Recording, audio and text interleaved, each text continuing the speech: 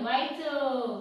मग ते उंदीर बघतो, ते कपडं उचलतो, हे कपडं थोडंसं मळलेलं आहे, शी घाण झालेलं आहे. मग ते कपडं घेऊन तो जातो धोब्याकडे.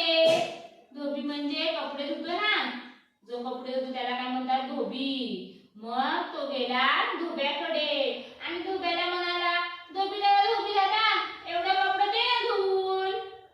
धोबी दादा एवढं कपडं दे ना धुवून.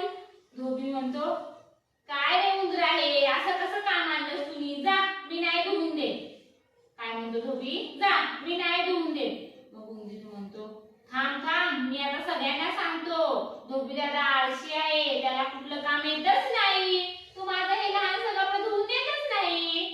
धोबी म्हणाला, अरे अरे नको असं म्हणू, थांब तुझं कपडं मी धुवून देतो. मग उंदीर खुश झाला, धोबी दादा आपलं कपडं धुवून देणार. मग धोबी घेतो आणि छान कपडं धुवून देतो. उंदीर खुश होतं, वा स्वच्छ झालं माझं कपडं आता.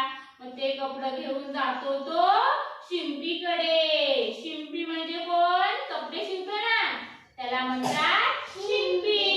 मग तो जातो शिंपीकडे आणि शिंपीला म्हणतो, शिंपी दादा मला या कापडाची छानशी टोपी बनवून दे, छानशी.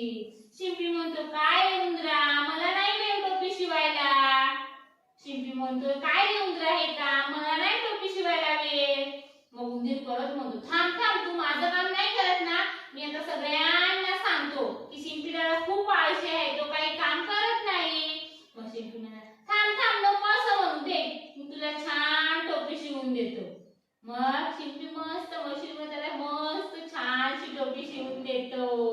कुठे घालतो टोपी, टोपी आपण कुठे घालतो, डोक्यात. वा उंदीर खूप खुश होतो.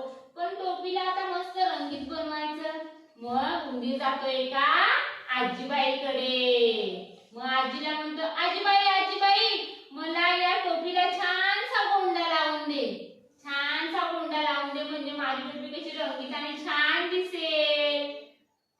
आजीबाई म्हणते रागाने, जा रे उंदरा मला नाही भेटू तुझ्या टोपीला गोंडा लावायला, मला भरपूर काम आहेत. मग उंदीर म्हणतो, थांब थांब आता मी जातो गावामध्ये आणि सगळ्यांना सांगतो की ती आजीबाई आहे ना, ती खूप आळशी आहे, काही काम करत नाही, तिला काम येत नाही. आजीबाई म्हणते, अरे अरे असं नको म्हणू, थांब तुला मी छान गोंडा लावून देते टोपीला.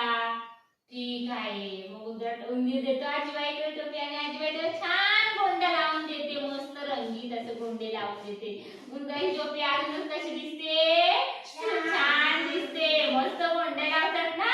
आणि मग उंदीर मस्त आपली टोपी घालतो आणि कसा उभा राहतो. मस्त उंदराची टोपी कशी रंगीत, त्याने धुतलेली होती, शिवलेली होती, त्याला गोंडे लावलेले होते, म्हणून त्याची टोपी रंगीत छान दिसायला लागते. उंदीर खूप हसायला लागतो आणि खुश होतो. मग उंदीर जातो एक ढोलक घेतो, छोटस कसं ढोल, आणि वाजवत राजाच्या दरबारी जातो आणि राजाला म्हणतो, राजा तुझी टोपी तर कशी घाण आहे, माझी टोपी बघ त्याला गोंडा आहे, किती छान आहे. अरे एवढा उंदीर राजाला म्हणतो की माझी टोपी छान आहे. मग उंदीर आणि राजाला राग येतो. राजा जातो उंदराकडे, त्याच्या सरदारांना म्हणतो, जा रे त्या उंदराची टोपी काढून घ्या. सरदार जातात आणि उंदराची टोपी काढून आणतात. पण उंदीर तुमच्यासारखाच हुशार असतो, कसा हुशार. मग उंदीर म्हणतो, थांब थांब माझी टोपी काढून घेतली काय. मग तो ढोलक वाजवतो आणि म्हणतो, राजा भिकारी माझी टोपी घेतली, राजा भिकारी माझी टोपी घेतली. मग सगळे हसायला लागतात. मग राजाला थोडंसं वेगळं वाटतं. मग राजा सरदारांना म्हणतो की द्या उंदराची टोपी